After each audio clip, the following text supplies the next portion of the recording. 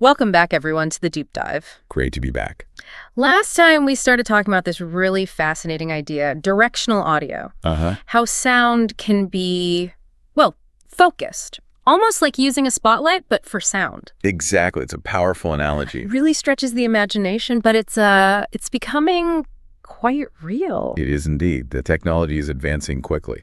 So today, we want to take that basic understanding, the foundation we built, and shift our focus. We're moving beyond just the how it works. Right. More into the so what. Exactly. The mission today is diving into the practical side.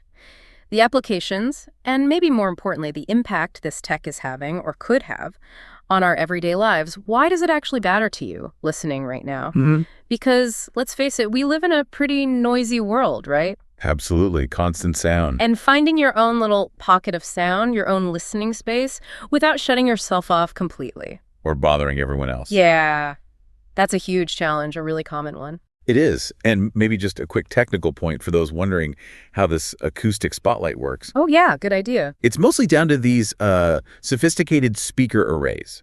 They aren't just simple cones pushing air. Okay. They use lots of small elements, and by precisely controlling the timing, the phase, and the loudness, the amplitude of the sound waves from each one, you can create constructive and destructive interference.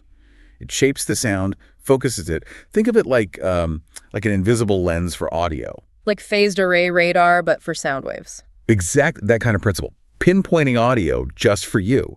It creates a totally different kind of listening experience. Right, which brings us back to that daily struggle, that dilemma.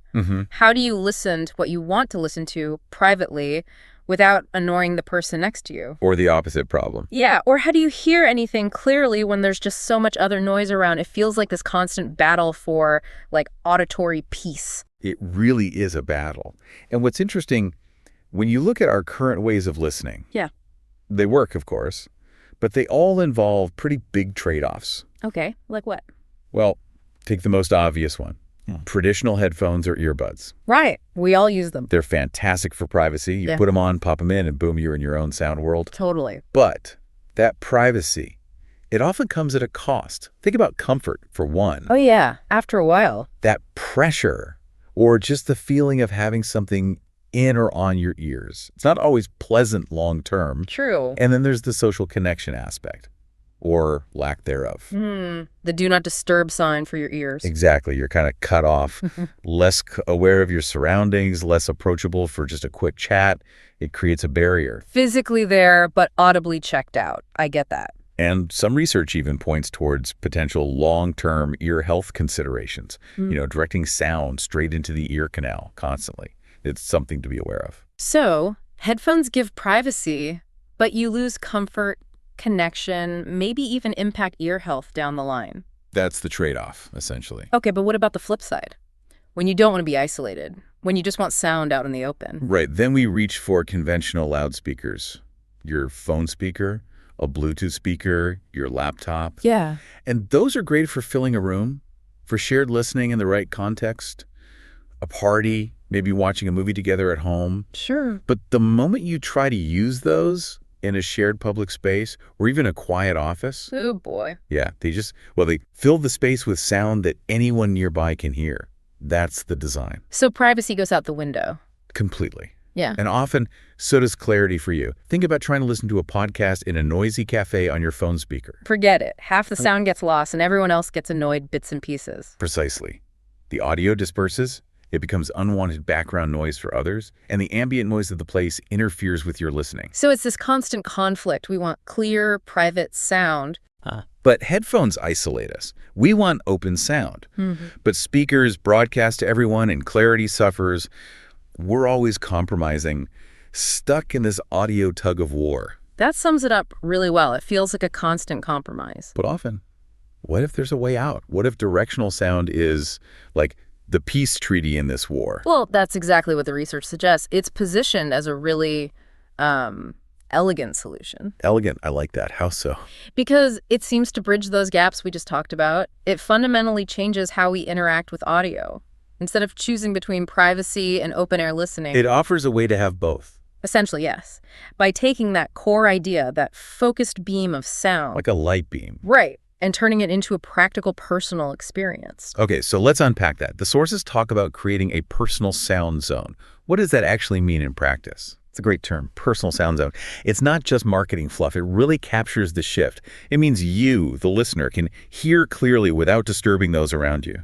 Like an invisible bubble of sound. Exactly. A customizable, invisible bubble that contains the audio just for your ears with remarkable clarity. Okay, that sounds futuristic, but also incredibly useful. It is. It changes the whole dynamic in shared environments. It's about having your sound without imposing it on others. It's about respecting the space while getting what you need. Can you give some examples? The research have a few good ones, right? Yeah, absolutely. Imagine you're in one of those busy open-plan offices. Okay, keyboards clicking, people talking. Right. And you need to listen to an important video call or a presentation. With this tech, you could hear it perfectly clearly. Without headphones. Without headphones. And the person sitting right next to you hears nothing. Or maybe just a tiny whisper. Wow, okay. Or picture being in a library. Total silence is expected. Definitely. But you want to listen to an audiobook. Directional sound could beam it just to you. You're completely absorbed, but the person at the next table is undisturbed. That's amazing. Or like an airport lounge. Perfect example. Watching a movie on your tablet. You get the full sound experience, clear dialogue, maybe even some spatial effects. While the person next to you is reading a book in peace. Exactly. It turns these potentially annoying situations into seamless, respectful experiences. You get your clear audio within your zone, and everyone else gets the ambient quiet they expect. Okay, so the immediate benefit is pretty clear. Private listening, no headphones needed, and no annoying others. That's the core practical advantage, yes. And the research really highlights this freedom it offers. Freedom? How so? Freedom from being physically tethered by wires or feeling that discomfort from headphones. Freedom from being totally isolated. Right. You can still hear if someone calls your name, for instance? Precisely. You remain aware of your environment. You can still interact, have a quick conversation, respond if needed. But your audio is still there, clear and private. Exactly. Think about shared living spaces, families in the living room, maybe one person watching TV, another listening to music, another on a tablet. Without it becoming a chaotic mess of noise. That's the potential. Or in collaborative workspaces where you need focus sometimes but also need to be available. It empowers individual choice while respecting the group. This goes way beyond just, convenience, doesn't it? It feels like it could actually shift our whole relationship with sound. I think it absolutely does. That's where it gets really interesting. Moving beyond just fixing annoyances. Yeah.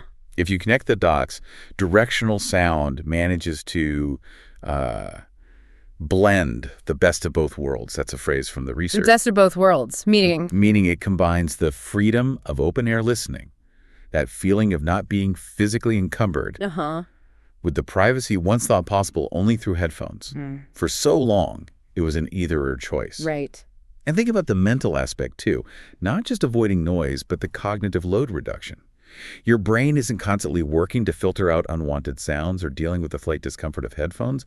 That frees up mental energy. That's a subtle but powerful point. Less fatigue, maybe more focus. Could be. And the sources also talk about specific improvements in the quality of the audio experience itself. Okay. It suggests it enables clearer dialogue, greater speech intelligibility, and a truly personal listening experience. So not just private, but actually clearer sound. Potentially, yes. Yeah. Because it's delivered directly to you without interference from ambient noise bouncing around the room in the same way. Imagine watching a movie where every single word is crystal clear, precisely for your ears. Or listening to a lecture or instructions. Exactly. It's not just about hearing. It's about better understanding and a richer experience, making sure the content really connects. And this isn't just for some specific niche situation, right? The applications seem really broad. Oh, definitely. The research stresses the versatility, whether for work, entertainment, or everyday life. So commuting on a train, working in a shared office or at home with family around, watching different things on TV in the same room, maybe, public spaces like museums or galleries delivering targeted information. All feasible. I like your commute example. Imagine your peaceful audiobook, completely separate from the noisy call happening next to you. You wouldn't even register it in the same way. That sounds like bliss. It really could touch almost every part of our day where sound is involved. It could. And what this does, fundamentally, is it starts redefining that old, very sharp line between private and shared listening. How do you mean redefining the line? Well, that line used to be pretty binary, didn't it? Either everyone hears it via speakers or only you hear it via headphones. A hard boundary. Yeah, pretty much. Directional audio makes that boundary fluid, dynamic. It can be precisely drawn, adjusted, adapted to the moment, to the environment, to the need. It allows for a much more harmonious coexistence of different sound needs in the same space. That's a really interesting way to put it, fluid boundaries. But here's a key thing the research brings up, and I think it's important. Okay. It says directional audio doesn't isolate us. Because you could argue, well, isn't this just another way to retreat into our own bubbles? That's a crucial distinction, and I'm glad you raised it. It's not like headphones in that sense. Headphones often do feel like a barrier. Right. The point here is that it helps us connect in a more balanced way. Yeah.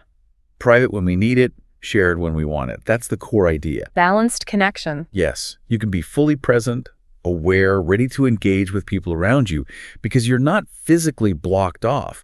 Your ears are open to the environment.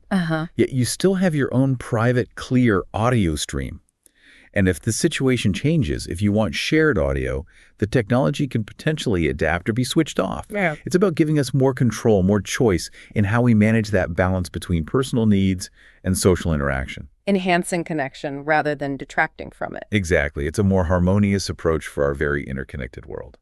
So, wrapping this up, what's the big takeaway here? When we look at everything we've discussed about directional audio, it really feels like it has transformative potential, doesn't it? It's not just a minor tweak to how we hear things. It seems to fundamentally change the whole sound landscape around us. I think that's right. Yeah. It moves us away from this world of constant audio compromises towards a future of much more tailored, personalized, and respectful sound experiences. And my final thought on this would be, these kinds of sound advancements, they're not just about hearing better or more conveniently. Okay. They are actively shaping how we hear, connect, and interact with the world around us. It's about giving us more control, certainly, but also fostering more comfort, more focus, and potentially a more considerate way of sharing spaces, auditorily speaking. Designing sound for a better human experience. Well put. Yes. So here's something to think about as you go about your day. How many little moments, how many parts of your life could actually be improved? How many minor or maybe major frustrations could just disappear? Yeah. If you had that perfect control of your own sound bubble. Imagine shared spaces where everyone gets the audio they need exactly where they are without spilling over and bothering anyone else. Shared yet totally customized soundscapes. It's a pretty exciting future for our ears, isn't it? It certainly is. Lots of possibilities. Well, thank you for joining us for this deep dive today. We hope you found it as fascinating as we did. Thanks for having me. We look forward to continuing these explorations with you next time.